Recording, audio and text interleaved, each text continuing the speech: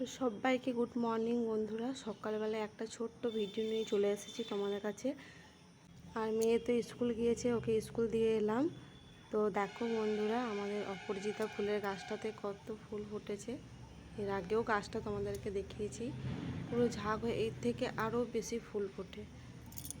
আর সাথে সবাইকে রথযাত্রার শুভকামনা রইল। তো আজকে কে কে রথ দেখতে যাবে কমেন্ট করে বলবে। আজকে তো রথ, তো আমরাও যাব, তোমাদেরকে ভিডিও ছেড়ে দেখাবো।